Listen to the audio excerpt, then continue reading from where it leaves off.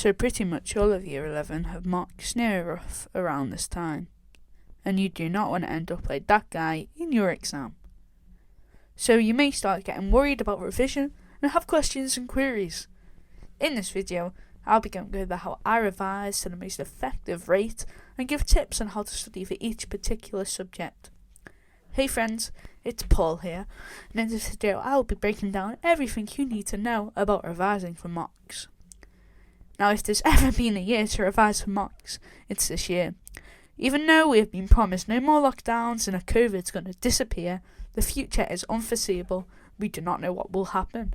Now I don't want to scare or worry anyone, but these marks could literally turn out to be our GCSEs and go towards our tags.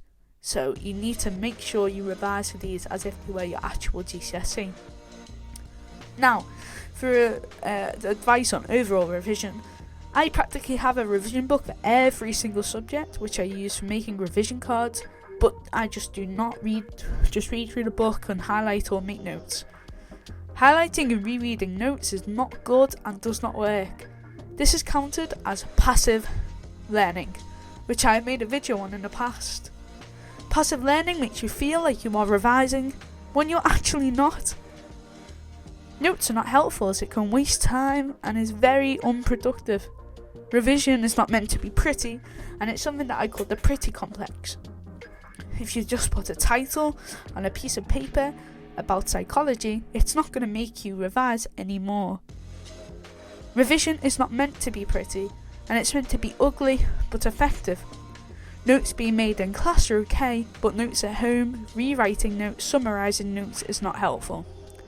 Flashcards, on the other hand, are very helpful, and they're a form of active recall, which is very helpful. There's a video down in the description below somewhere.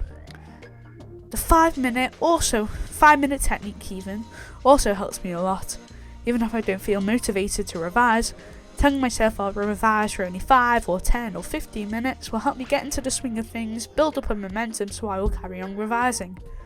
I have a video on how to stay productive, so feel free to go check that one out, but now on to some more specific subject advice. First of all, English. Now English is very hard to revise for, but here are some tips that I find helpful. Now rereading your set texts are helpful for understanding the plot and remembering your key moments. This can even be reading it on a Kindle or listening to an audiobook. Flashcards to remember key quotations and plots can be very helpful.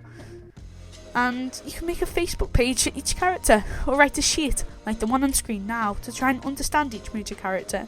Try and link between links, try and understand the sort of intentions and feelings behind a character.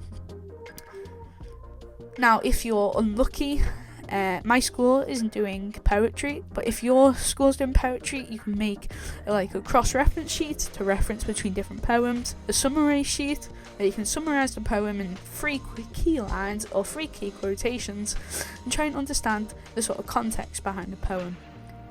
English language, however, practice questions for your reading exam are your best friend.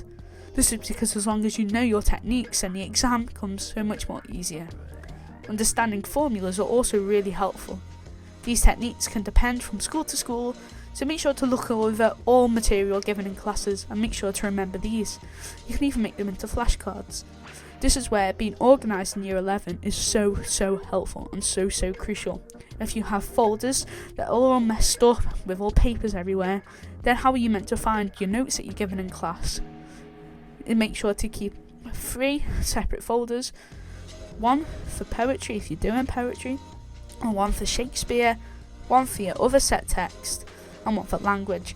This is what I do and I find it really helps me look and understand where each of my notes are.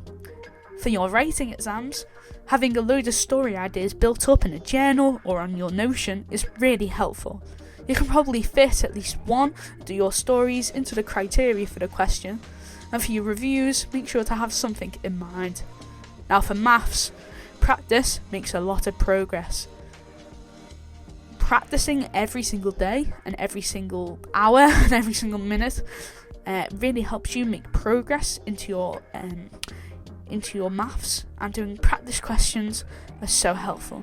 But make sure to pay attention to teachers and make notes in class. Then go home and do practice papers, or maybe use websites such as Hegarty, MathsWatch and MathsGenie to try and understand the content and practice more. Use whatever your school provides, as this is probably very expensive and it's a free resource for you to use. The videos on these websites are helpful for understanding content, but don't waste time, just get on with the questions. Don't be replaying a video thinking that it's going to magically go into your head. As I said, practice makes a lot of progress. This is all really helpful, especially past papers, as the same questions are often recycled again and again. And as soon as you know the content, it gets easier, and as soon as you know the techniques, it just gets easier. And if you understand the way that questions are worded and the way that questions are written, it can also help you understand, oh, that's trigonometry, or oh, look at that, that's geometrics, and it can help you really understand the link between subjects.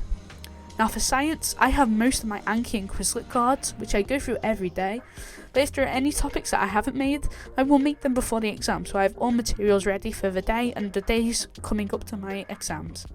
Videos by Cognito and Primrose Kitten, which are also in my channel. If you go to channels in my profile, and then it should be under helpful resources, they're really helpful for understanding any content which you don't understand before you do past papers. They don't work one or the other, they have to work interconnectively and interdependently. If you do not understand the content, how are you meant to do past papers? And if you just do past papers, you won't understand the content. So both are lackluster without each other. Past papers are unbelievably helpful, as again, exam boards often recycle questions, and you can learn the necessary techniques you need to know through practice. Practice makes progress. Seneca is kind of helpful for understanding content, but it is not my favourite method at all. You can use it, but personally I think that it doesn't give enough around the content, it doesn't give enough context, and you can't go into enough detail for big 6 markers. Now for religious studies, past papers are your best friend again, as it can help you with exam practice, exam techniques, etc. It can help you understand the 12 markers, which I also have done a video on, which I will leave in the description below. Flashcards are key for helping you know key points and important quotations, which you will of course need to know through your essay, and mind maps for your essay to help understand an outline. Now, my major tip is to just start. The earlier you start, the more revision you will inevitably do. You can make a timetable, and I've got a video on how to make a timetable in Notion, which is really helpful about retrospective timetables, but you can also just make any timetable which you find helpful and just start revision. Don't highlight your timetable, do anything fancy like that, just a simple raw one on the back of a napkin will do. If you just plan out what exams you're doing each day. Now, if you do any of the same choices as me, I will now go into the choices which I'm doing and how I revise for them, but feel free to script them, the time marks will be down in the description. Now for geography, but this could work for history, flashcards are really helpful, and so are mind maps for links. I know in geography you have to link between the different topics with paper 3, and flashcards for helping you understand this content. Seneca is great for understanding the content, and case study sheets are really helpful for remembering the important case studies which will give you those big marks. Psychology, flashcards are great again. I've written basically all of my flashcards for psychology, so I just need to go over them and content. I'm going to make my markers for all of the 9 markers. I'm going to make mind maps for all of the 9 markers, so I understand what each essay is going to be about, as if you understand the way that you should lay it out, which you should have been told in class, then it's really easy to crack the code. Now, for drama. Know your set play and understand the context. This is really important so you can write a lot of detail in your 20 marker, but also have your live theatre review in mind. So, thank you for reaching the end of this video. If you found it helpful in any way, please feel free to like and subscribe, and check out my other videos which will hopefully helpful.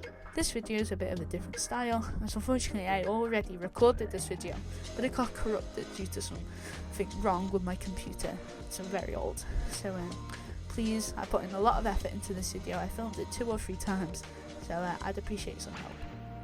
Alright, thank you very much for your support, and I will see you soon. See you later. Bye.